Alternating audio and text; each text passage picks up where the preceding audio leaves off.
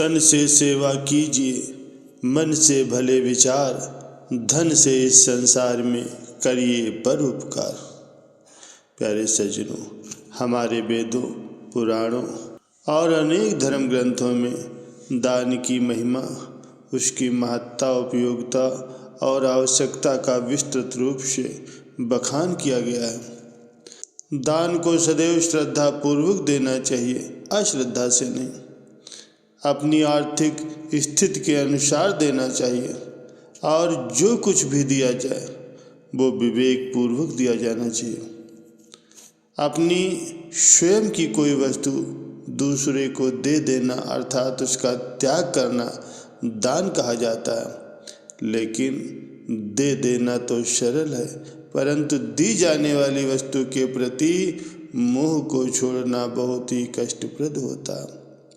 यदि दान देने वाला दी गई वस्तु के बारे में अपना मन नहीं लगाता अर्थात उसका बखान नहीं करता तो वो दान उत्तम श्रेणी में गिना जाता है। प्यारे सज्जनों, देने वाला हमेशा बड़ा होता है और मांगने वाला तो हमेशा छोटा ही होता है। उसकी नज़र झुकी रहती है। आपके सामने आपसे दया की याचना करता है, बिल्कुल वैसे ही जैसे हम ईश्वर के सामने करते हैं। प्यारे सज्जनों, अगर आप समर्थवान हैं तो याचक को कुछ न कुछ जरूर दान दें। इसका क्या लाभ हो सकता है, एक सुंदर कथा में सुनिए। एक बार एक भिखारी सुबह सुबह भीख मांगने के लिए निकला। चलते समय उसने अपनी झोली में जौ के मुट्ठी भर दाने डाल लिए। टोटके या अंधविश्वास के कारण भिक्षा मांगने के लिए निकलते समय भिखारी अपनी झोली कभी खाली नहीं रखते, उसमें कुछ न कुछ जरूर डाल लेते हैं। उस दिन पूर्णिमा का दिन था। उस दिन लोग दान अधिक करते हैं, इसलिए भिखारी को ये विश्वास था कि आज ईश्वर की कृपा होगी और झोली शाम से पहले ही भर जाएगी। वो एक जगह पर जाकर के खड़ा हो भीख मांग रहा था। तभी उसे सामने से उस देश के नगर सेठ की सवारी आती हुई दिखाई दी। सेठ पूर्णिमा को दिए जाने वाला नियमित दान कर रहा था। भिखारी उसे देखकर खुश हो गया। उसने सोचा नगर सेठ के दर्शन और उनसे मिलने वाले दान से उसका कई दिनों का काम हो जाएगा। जैसे जैसे सेठ की सवारी निकट आती गई, भिखारी की कल्पना और उत्तेजना भी बढ़ती गई। सेठ का रथ उसके पास आकर रुका और वो सेठ उतर कर उसके पास पहुंचा। अब तो भिखारी न जाने क्या क्या पाने के सपने देखने लगा। लेकिन ये क्या, बजाय भिखारी को भीख देने के सेठ ने उल्टे ही अपनी कीमती चादर उसके सामने फैला दी। सेठ ने भिखारी से ही कुछ दान मांग लिया।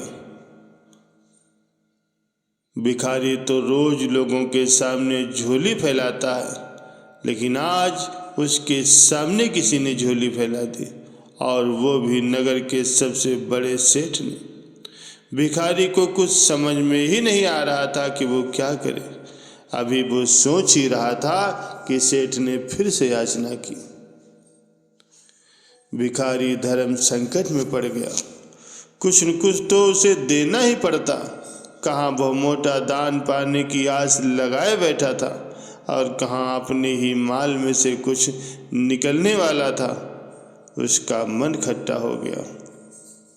भिखारी ने निराश मन से अपनी झोली में हाथ डाला, लेकिन हमेशा दूसरों से लेने वाला मन आज देने को राजी नहीं हो रहा था। हमेशा लेने की नीयत रखने वाला दूसरों को क्या देता। जैसे तैसे करके उसने झोली में से जौ के 2 दाने निकाले और सेठ की चादर में डाल दिया। सेठ उसे लेकर के मुस्कराता हुआ चला गया। हालांकि उस दिन भिखारी को रोज से कहीं अधिक भीख मिली, लेकिन फिर भी उसने जो जौ के 2 दाने अपने पास से गंवाए थे, ये सोचकर उसका मलाल उसे सारा दिन बना रहा। बार बार उसे यही ख्याल आता कि न जाने क्या हुआ, सेठ उसे देने के बजाय उससे ही लेकर चला गया।